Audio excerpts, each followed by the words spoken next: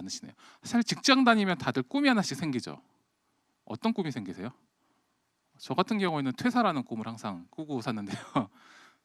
근데 사실 전 후배들이랑 가끔 가다가 이렇게 소주 한잔 하면 항상 그래요. 뭐 이렇게 선배나 상사한테 꾸지람 당하면은 아 회사 때려쳐야 되겠다, 못 해먹겠다. 맨날 그러면서 제가 친한 후배는 집에서 국수를 집을 하시는데 항상 집에 가서 국수를 말겠다고 맨날 그런 일 하거든요. 그래서 가서 와이프한테 얘기하면 와이프가 항상 그런대요. 그 나가서 뭐 해 먹고 살 거냐고 맨날 뭐라고 한대요. 그리고 사실 우리가 직장을 그만둔다고 한다거나 퇴사를 한다면 주변에서 항상 하는 말이 똑같습니다. 야 신문 봐봐. 신문 보면 3년이면 자영업자 절반이 망한대. 어? 나가서 먹고 살기 힘들어. 회사는 지옥이지만 회사는 전쟁터지만 나가면 지옥이야 뭐 이런 말 많이 하잖아요. 그러면 왜 밖에 나가면 이렇게 힘들까요? 저는 혼자 그런 생각 좀 많이 해봤습니다. 생각해 보면 우리 비즈니스 모델이 다 똑같아요. 길거리에 있는 노점상이나 마트나 대기업이나 인터넷 쇼핑몰이나 다 똑같은 비즈니스 모델로 사업을 하고 있죠. 어떻게 사업을 하고 있죠? 바로 물건을 가지고 와서 자기 재고를 털어가지고 수익을 내는 겁니다. 즉 누군가 와서 내 물건이나 서비스를 사주지 않으면 수익이 나지 않는 구조죠. 모두 다 똑같은 비즈니스 모델로 사업을 하다 보니까 당연히 블루오션이 되고 어려워지는 건 아닐까요? 저는 그 생각에서 새롭고 혁신적인 비즈니스 모델이 무엇이 있을까 고민하다가 구독경제에 대해서 연구하게 되었습니다. 됐네요. 예, 저 오늘 뭐 다들 아시는 기업들이죠. 마이크로소프트, 애플, 구글, 아마존. 이걸 합쳐서 보통 마가라고 부르죠. 앞글자를 합쳐가지고. 지금 현재 7월 1일자인데 엊그저께 구글도 시총이 1조를 넘었습니다. 1조면 우리나라 환율로는 약 1200조죠. 2020년 우리나라 전체 예산이 500조를 좀 넘습니다. 그러면 구글 하나가 우리나라 전체 예산의 2배가 넘는 거죠. 이 기업 하나하나가 엄청 큰 기업인 거죠. 그리고 사실상 전 세계 글로벌 기업으로서 전 세계 테크를 다 이끌고 있습니다. 근데 이 기업들의 특징이 시가총액이 1위부터 4위까지란 점도 있고 IT 기업이고 빅테크 기업이란 공통점도 있는데요. 또 다른 공통점도 있습니다.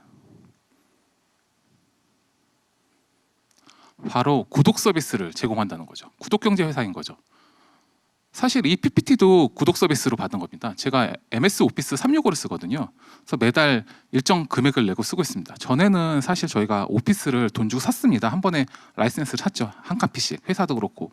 특히 회사 같은 경우에는 요즘에 카피로 안 사고 구독료로 많이 내고 있죠. 자, 마가를 빼고 사실 지금 가장 핫한 기업은 어딘가요? 세계적으로. 바로 테슬라입니다. 테슬라는 사실 자동차도 몇 대 팔지도 않죠. 사실 실질적으로 봤을 때 지금 수익을 낼 만한 게 거의 없습니다. 그런데 이번에 도요타를 추월하고 전 세계 넘버원 시총 자동차 기업이 되었습니다. 자, 앨런 머스크입니다. 오늘 아침에 뉴스 혹시 보셨나요? 앨런 머스크가 워렌 버핏을 제치고 세계에서 7번째 부자가 되었습니다. 아까 말씀드린 것처럼 테슬라의 주식이 1년 사이에 6배 가량 올랐거든요. 그래서 지금까지 수십 년 동안 세계적인 부호였던 워렌 버핏을 제치고 테슬라가 7위가 된 거죠. 자, 이런 테슬라는 사실 다들 아시겠지만 영화 아이언맨의 모델로 굉장히 유명합니다. 그리고 여기 스페이스X, 다들 요즘 뉴스 많이 보셨죠? 5월 달에 민간 기업 최초로 유인 우주선을 쏘아 올렸죠. 스페이스X는 유인 우주선 말고도 굉장히 다양한 사업을 하는데요. 스타링크라고 해서 우주에 인공위성을 띄워놓고 통신망을 깔아주는 사업을 합니다. 그러니까 지금은 사실 국가별, 기관별 통신망이잖아요. 그게 아니라 우주에서 통신을 한 번에 다 쏴주는 거죠. 그렇게 되면은 음영 지역도 없고 지구에 어디 가서든 통신을 사용할 수 있습니다. 자, 이런 앨런 머스크가 최근에 한 이야기입니다. 테슬라도 구독 서비스를 제공하겠다. 왜 하냐? 그거는 미래에 대한 투자라고 말했습니다. 근데 테슬라가 하려는 구독 서비스는요, 일반 서비스와 좀 다릅니다. 사실 지금 페라리나 벤츠나 뭐 다른 현대자동차까지 다 자동차 구독 서비스는 하고 있습니다. 기본적으로. 사실 안 하는 브랜드는 없거든요. 테슬라가 하는 건 자동차를 빌려주겠다는 게 아닙니다. 바로 소프트웨어를 구독 서비스 하겠다는 거죠. 소프트웨어는 여기서 바로 자율주행 프로그램입니다. 자율주행 프로그램을 매달 일정 금액을 받고 구독하는 서비스 스타일로 사업을 하겠다는 거죠. 그런데 이거는 테슬라만이 아니라 BMW도 유사한 계획을 가지고 있다고 합니다. 예, 아마존 프라임이죠. 사실 아마존은 다들 아시겠지만 처음 시작은 인터넷 서점이었습니다. 근데 지금 아마존은 전 세계에서 시총 1, 2위를 다투는 글로벌 기업입니다. 아마존 성장의 가장 큰 도축은 제 생각에 구독 서비스인데, 그 구독 서비스 하나 AWS라는 클라우드 구독 서비스고요. 하나는 아마존 프라임입니다. 자, 아마존 프라임을 보시면 내용이 뭐 그렇게 특별한 게 없습니다. 일정 금액을 내면 이틀 안에 상품을 배송료 없이 받아볼 수 있는 서비스랑 음악이나 비디오, 책 등을 구매할 때 혜택을 주는 정도 있습니다. 시작은 2004년에 시작했고요. 그리고 현재 2019년 기준으로 1억 5천만 명의 회원을 가지고 있습니다. 그리고 이건 아마존 직접 발표한 건데요.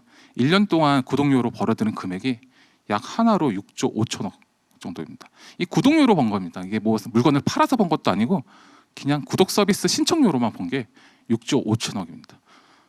근데 아마존 프라임이 얼마나 구독 서비스의 비즈니스 모델의 클래식인지 2016년에 우리나라 언론에는 안 나왔지만 블룸버그에 골드만삭스가 애플에 공개적으로 제안합니다. 제안 내용은 이렇습니다. 이제 애플도 구독 서비스를 시작해야 된다. 제목이 이겁니다. 그러면서 했던 이야기가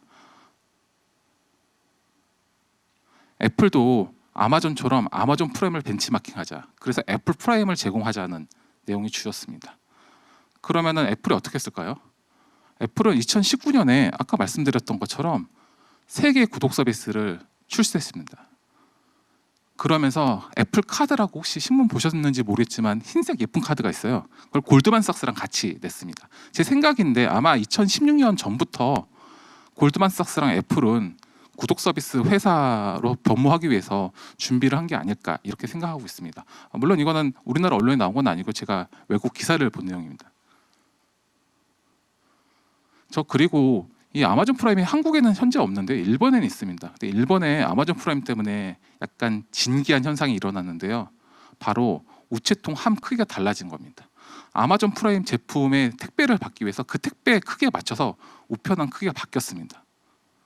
그 정도로 아마존 프라임의 영향이 굉장히 크고요. 자, 구독 서비스 중에 요즘에 가장 많이 하는 게 뉴스레터입니다. 혹시 뉴스레터 보시는 분 많으시죠? 없으신가요? 다들 좀 보실 것 같은데 저도 아침에 옛날에 보면 고도원의 아침 뉴스부터 시작해서 다양한 뉴스레터가 있잖아요. 요즘에는 이런 비즈니스 모델이나 다양한 이슈에 대해서 뉴스레터가 있습니다. 저는 개인적으로 미라클 레터라는 뉴스레터를 추천하는데요. 이 미라클 레터는 현직 지금 경제직 기자분께서 실리콘밸리 쪽 가셔서 그때 지금 뉴스에 나오지 않는 새로운 소식을 바로바로 전해주십니다. 단순히 뉴스에 대해서 전해주는 건 아니고요.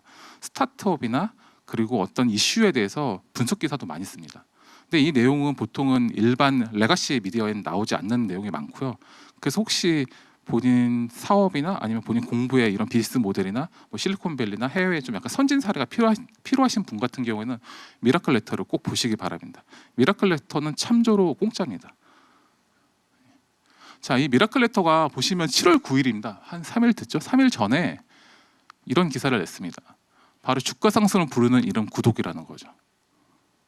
자, 여기서 보면은 2023년에 전 세계 모든 하드웨어의 75%가 구독 형태로 전환될 거라고 가트너가 이야기했다고 하죠. 근데 정확한 내용은 하드웨어 및 서비스까지 전부 다 구독 형태로 전환될 것이라고 가트너가 예상을 했습니다. 2023년이면 앞으로 얼마 남지 않았습니다. 한 2, 3년? 2, 3년 후면 여러분이 쓰시는 대부분의 제품들이 다 구독 서비스로 바뀔 것입니다. 자, 월마트가 구독 모델을 한다고 선언했습니다. 월마트 구독 모델은 아까 말씀드린 것처럼 아마존 프라임에 대항하기 위해서 하는 겁니다. 아까 계속 말씀드리면 아마존 프라임은 구독 서비스의 굉장히 비즈니스 모델 클래식이거든요. 다른 기업들이 굉장히 많이 벤치마킹하고 있습니다. 자, 월마트가 이렇게 이야기하자마자 그날 주식이 7%나 올랐습니다. 월마트는 다들 아시다시피 1년 연 매출이 600조입니다. 우리나라 전체 예산보다 더 많은 거죠.